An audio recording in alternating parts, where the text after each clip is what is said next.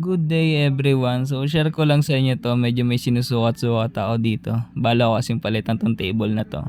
So after kong magsukat, yan, gagawa muna ako ng pattern kung ano yung magandang design para dun sa cabinet. Bali table kasi to, tapos may cabinet na tipid sa space. So ito yung kinalabasan na yan. Pinag-aralan ko yan sa technical drawing nung high school pa ako. So pagkatapos niyan, yan, sinukat ko na. Isang plywood lang kasi yung budget namin diyan.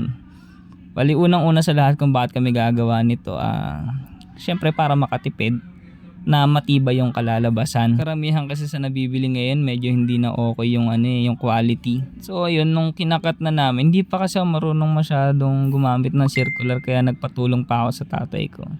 Pero yung mga sumunod na cut, yan, medyo inaalalayan pa nila ako kasi hindi pa nga ako nakagamit nun. Masanay ako sa lagari. Pero yung mga sumunod, medyo nasasarapan na akong gamitin. Ako na mismo yung nagkakat.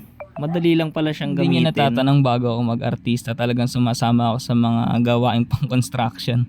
Anak kasi ako ng all-around na tao. Marami rin siyang alam. Kaya yan, medyo natutunan din namin. Nai-apply namin sa iba-ibang bagay. Yan, kinakat ko na yung mga division na gagamitin dun sa may project na gagawin ko. After nyan, sukat ulit para dun sa mga ibang pampinto naman to sa ibaba. Bali sa ibaba kasi may drawer siya na may pinto. Sinusukat kong mabuti kasi limited lang yung kahoy na gagamitin namin. Bali yung pinagtabasan nito, yun na rin yung gagamitin ko sa drawer sa ilalim. Hindi siya sagad na sobrang laki. Natatakot ako magkamali kasi wala akong gagamitin na kahoy, baka kulangin na. Pagkatapos niya, nilagyan ko na ng mga panggilid. Kasi pag hindi mo siya nilagyan ng panggilid, maghihimulmul yung kahoy or pwedeng makasalubsob. Kasi bala ko wag ng pinturahan to, yung parang natural na kulay na lang. Pagkatapos niyan, sinukat ko na yung pagkakahati-hati nung side. Minarkahan ko na kung gaano kataas yung table. After niyan, kakabit ko na ngayon yung sliding kasi bala ko i-slide din yung table niya tsaka yung mga drawer. Kasi nga para tipid sa space, kapag di na kailangan ng table, idulubog mo na lang siya ulit. Sa ganon, tipid siya sa space. So medyo maliit lang naman to, hindi siya sobrang laki kasi limited lang talaga yung kahoy. So yan, itatayo ko na. Ito yung unang division na ikakabit ko. Medyo nagpatulong pa ako niyan, hindi ko na video. So yan, nakatayo na. Yung kabilang side na yan, sinisipat kong mabuti. Ang hirap pag walang katulong. Pagkatapos niyan, kinabit ko na yung table na sliding kasi dito talaga ako excited Testing muna kung smooth. Ayan, medyo nasa-satisfied na ako. Hindi ako makapaniwala na gagawa ko ng mga ganitong bagay. Yan, sunod yung pinto naman ng drawer sa ibaba. Nilalagyan ko na rin ng mga siding para hindi siya makasalubsob. Tapos yan na lang yung lilihahin. Diyan na lang ako mag-a-adjust kung masikip yung pinto sa ilalim. Yan, ingat lang sa pagpapako. So yun, di ko natapos. Medyo hapon na rin kasi. Tinabi ko muna. Ito na yung day 2. Yan, ready ko na ulit yung mga kailangan kong gamitin. Kasi magliliha pa ako, mag-a-adjust pa ulit ako ng mga pinto. Ito na, niliha ko na nga. Hindi pa pala ako nakabili ng pang sander kaya mano-mano lang muna. Sayang kasi yung oras kung aantayin ko pa yung pang sander kaya mano-mano muna.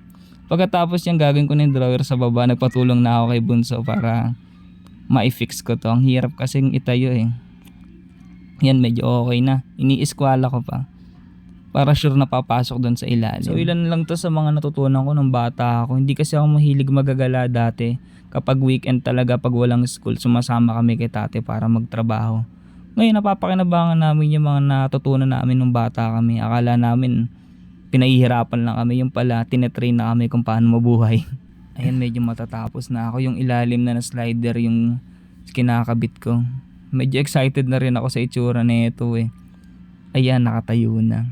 So yan, napapangiti-ngiti na ako niyan Medyo patapos na kasi. Yan, smooth. Tapos pinutol ko lang din yung mga tornilyong sobra kasi mahaba yung ginamit ko. So ito na yung final outcome niya. Medyo okay naman. So hindi ko napipinturahan, mas maganda pag natural lang. Sa motor ko na lang sinakay kasi walang nag-a-accept na mga pedicab driver, masyado kasing malayo yung pagdadalahan Kahit talagang iangkas mo dito sa NMAX, kayang-kaya. Katapos niyan, syempre inayos na agad ni Madam yung mga gamit niya. Excited pa siyang mag-ayos kaysa sa akin kasi ang tagal niya nang inaantay ito, hinihiling niya sa akin na gawin ko to. Akala ko nung una hanggang drawing lang. Kasi hindi ko alam kung paano ko siya uumpisan. Pero yan na, nung natapos, kung ano yung drinawin ko, yun din naman yung kinalabasan. So ayan, sobrang satisfied kami dito. Ang linis kasi tignan, tsaka tipid sa space. Kapag di kailangan, i-fold na lang or ihilahin na lang pabalik yung table. So yan, testing, di pa rin ako makapaniwala.